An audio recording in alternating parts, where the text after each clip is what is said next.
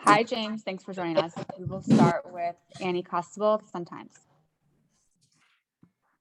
Hey, James, how are you? I'm doing good. How about you? Good. What is this team taking from the regular season series against Dallas into Thursday's game? Focused effort on transition defense, focused effort on boxing out, all those good things. We know that we have to be very disciplined, and we want to make sure that we get more shots than they get. So that's going to be a really, focused effort on our part. Can you describe how important Kalia's matchup against Arike is going to be, or just, locking down Arike in general? I mean, it's very important. They have an explosive team, and it's not just Arike. Of course, Arike is the face of their franchise, and we know that she can, get going. But I think what's hurt us is when the other guards get going, and that's something that we have to control too. And then lastly for me, how much is this guy's playoff experience going to factor into this matchup? I think it factors. I think experience factors, but you still have to play the game. So experience is always a thing. We have experienced players. They've been in the playoffs. And, we have players that have been in series, but we have to go out there and execute the game plan and play the game. Thanks, James. Chantel Jennings, The Athletic. Hey, James, not a playoff specific question, but I'm hoping you'll humor me. It's about Candace. I was talking with Candace about her kind of as a businesswoman, and she was saying she really wants to be like the Magic Johnson of women's sports in terms of being in deals and decision-making rooms where athletes, women or Black women specifically, haven't been before. And I'm just curious your thoughts. What does that do for women's basketball and women's sports in general to have someone like Candace, who's at the top of her game, but is also an analyst and owns a soccer team among like 8 million other things?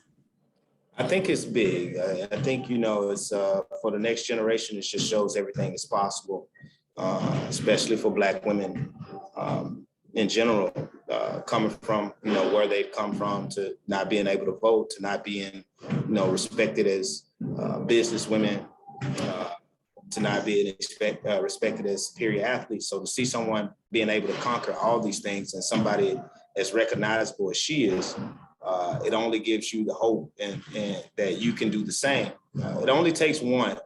And once it's one, you see a trickle effect, because you see Black women or women of color that, after they have that blueprint, they follow it, and they follow it with a vigor that a rigor that cannot be, matched, because, you have that. And so I think it's very important that,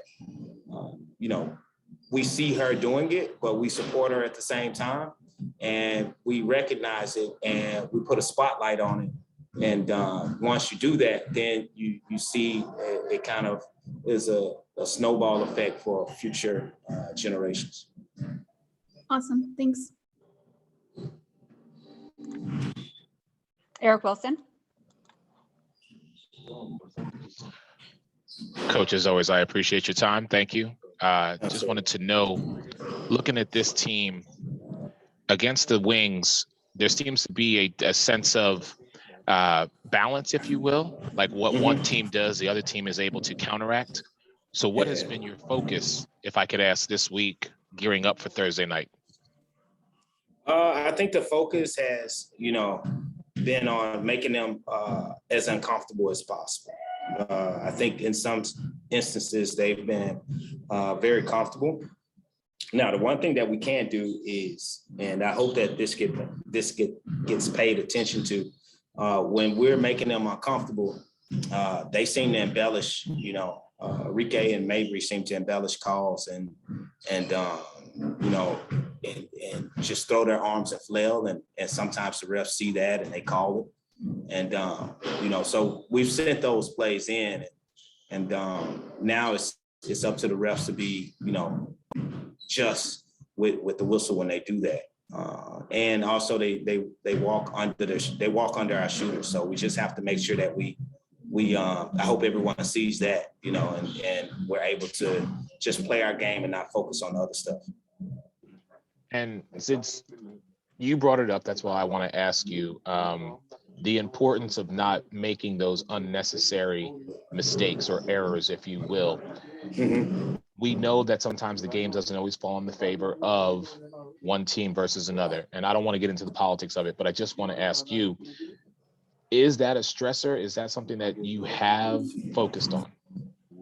We can't control it. The only thing we can do is practice and just understand that we just have to show our hands, and we know that they're gonna throw themselves and hope that the refs don't call it. Like we can't worry about it. And also, like, Allie has to shoot her normal shots, and if they walk under her, then we just have to, you know, just stay in our game. You know, if they walk under Diamond, we have to stay in our game, and we can't worry about it. But we know these things are going to happen because they've happened in 3 games. So, Thank you.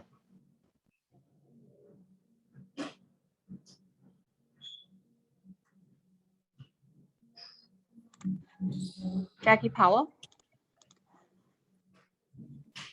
Hey, James. This is Jackie Powell. I'm working on a story about Candace as well for Bleacher Report. And so I'm just curious, you know, besides experience, what does she bring to this team and trying to, you know, get over the hump when it comes to moving past the elimination rounds? You know, something your team has been trying to do for a couple of years now.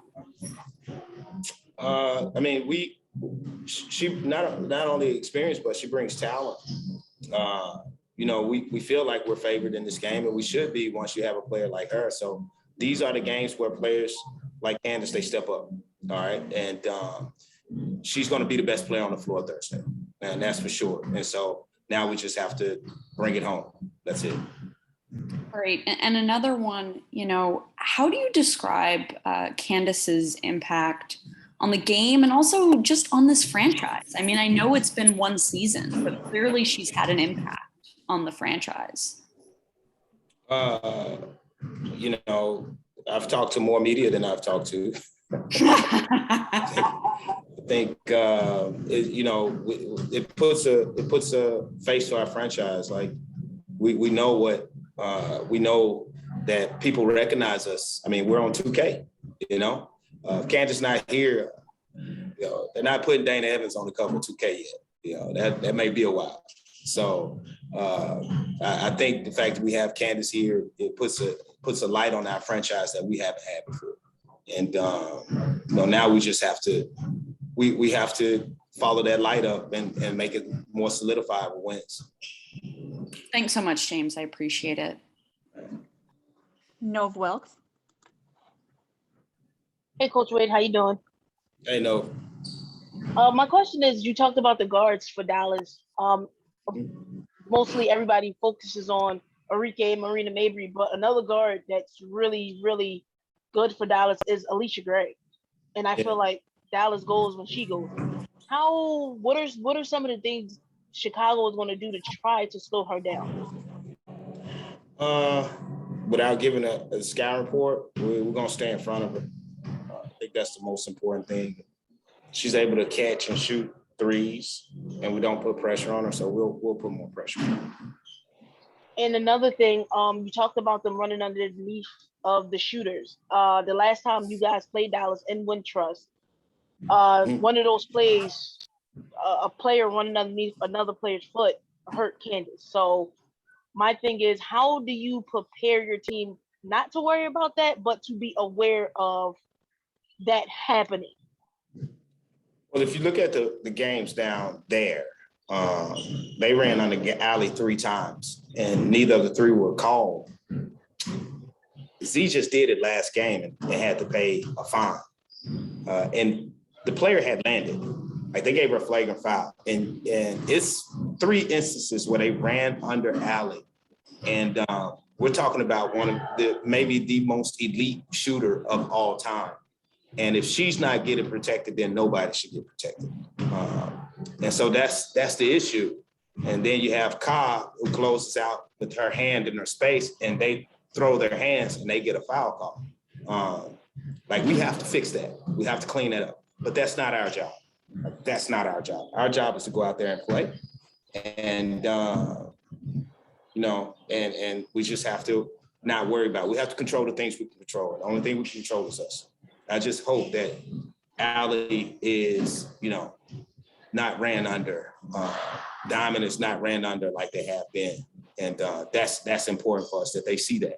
And the only reason I'm talking about that because Z just had, you know, she just got flagrant foul and just had to call. She paid a fine. And I'm looking at it and I'm like, this isn't good. And my last question is, how's Steph?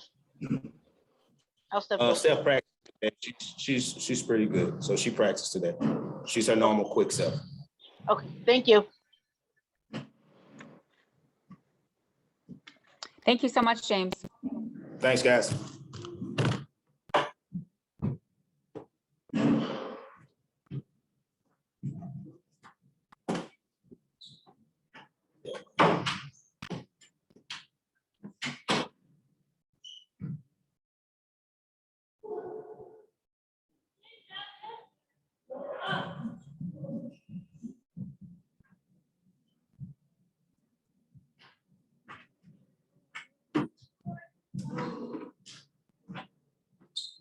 Stephanie Dolson will be next.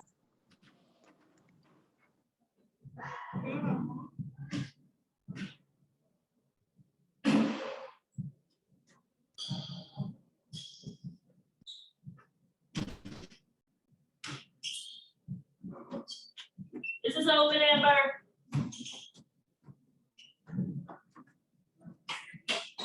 Amber. Hi, Steph.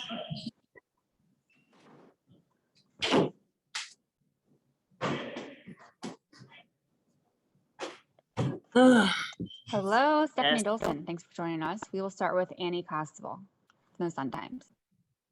Hey, Steph, how is your knee feeling after practicing today? Fine. I mean, it hurts, but it is what it is. Has to play. I got to play through it. Do you expect to play on Thursday or be available? Yeah, of course. I mean, if I can practice, I can play. So, you know, not exactly my matchup. You know, not the best matchup for me coming off an injury with as quick of a team they are. But, you know, I'm here. I'm available if they need me. What are you all taking from this season series into Thursday's game, as far as, you know, lessons go or takeaways to get the win on Thursday? I'd say just being the aggressors. You know, I think both games that we lost, you know, we kind of let them do a lot of things that they're comfortable doing. So I think for us, it's just going to be about making them uncomfortable and making them do things that they don't want to do. So. And then lastly, what's the biggest difference between this team and ones of the past that it puts you guys in a better position to get past these single elimination rounds? I mean, probably just our age. You know, the first few years I was here, you know, we were all younger and then we had even younger guys under us. So now, you know, we're older, have more experience. And then the younger guys below us have that experience as well. So, you know, it's just an overall maturity. Thanks, Steph.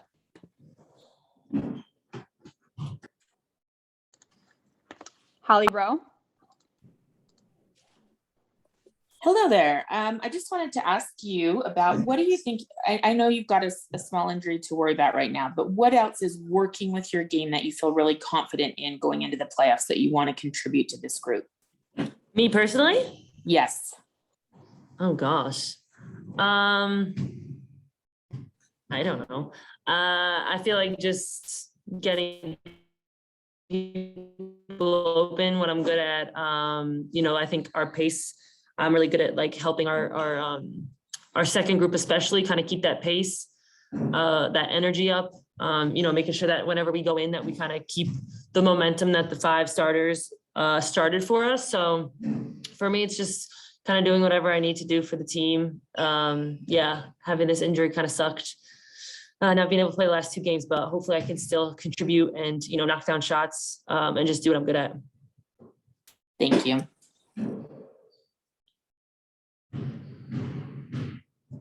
Jackie Powell.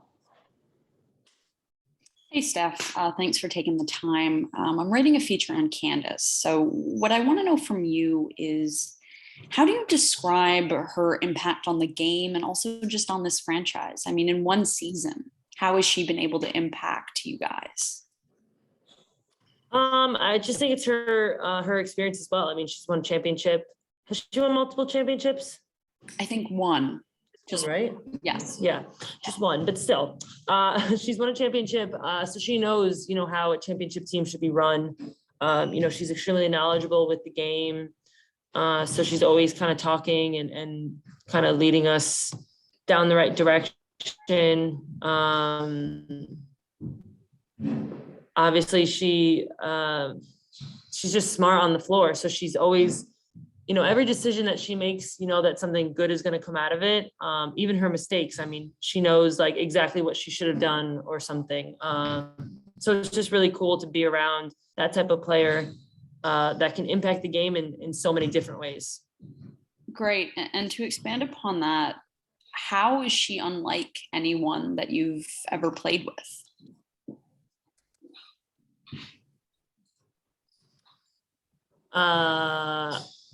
Probably her, I don't know how to say the word, like analytics.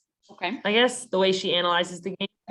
I feel like for me, that's something I've never played with. When you have a player that's so into analyzing certain things and every little play and different movement, stuff like that, like because of, you know, all the commentating she does and the analyzing she does, I think it's helped her a lot. I guess difference or the most interesting thing about her is just hearing the things that she says, although sometimes I don't understand them. She says them and it's just like, it's just so in depth and, you know, she analyzes everything. It's interesting. I appreciate that, Steph. Thanks so much.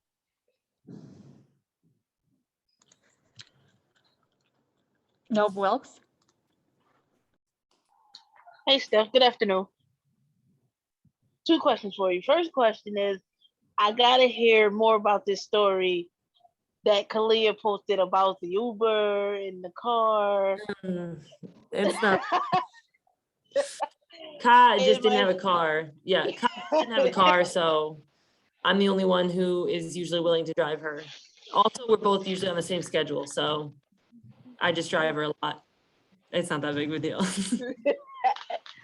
And my next question is, you went to UConn, and normally around this time, UConn players, Diana, Sue, everybody, you guys like up your play. So can you talk about how much playing for a coach like Gino Auriemma and coming into the WNBA around this time reminds you of your time playing at UConn during tournament time? Yeah, I mean, it's definitely similar now that we do the single game eliminations. Obviously that's more like, you know, the NCAA tournaments and stuff. But I mean, overall, it's just the environment, the energy. You can see everyone kind of ups their games. You know, everyone has that intensity in practices and warm-ups and everything really, because you know what are at stakes.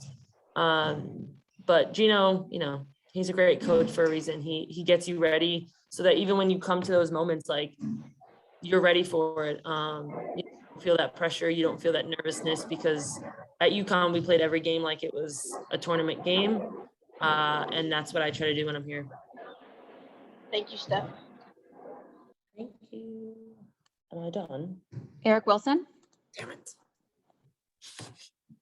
Steph, appreciate your time. I just I wanted to know. ask you, going up against this team, as I said to Coach Wade, there's a bit of balance where the two of you, these two teams know each other pretty well. How do you plan to disrupt that? And is there going to be anything new that you've added to your repertoire? Well, like I think I would just go with what I said before, is just like the aggressiveness. I think for us, it's going to be defensively like we know we can score on any team in the league, honestly. So against Dallas, it's really just going to be our defense and how aggressive we are, how uncomfortable we make them.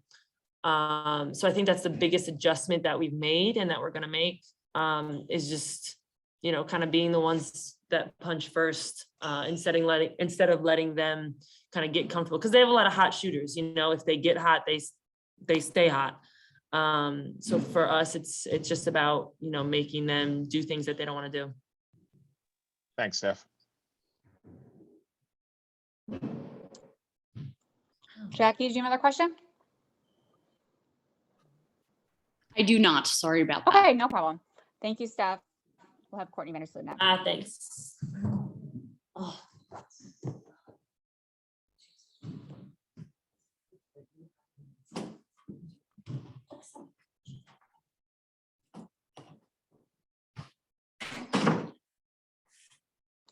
Hi, Sloot. We'll start with Annie Hi. Constable from the Sun-Times. Hey, Courtney, what impact do you think yourself, Allie, and Candace need to have in helping this team get past the single elimination rounds, given the three of your collective experience in the WNBA and just in the game in general? Well, I think our impact needs to be huge. We have to be at our very best to beat any team. You know, we have a lot of parts, but this team looks to us three especially to be kind of the leaders, aggressive offense and defense. Just being able to get everybody on the same page and, you know, make things easier for everyone. So, you know, our impact right from the beginning needs to be at a very high level.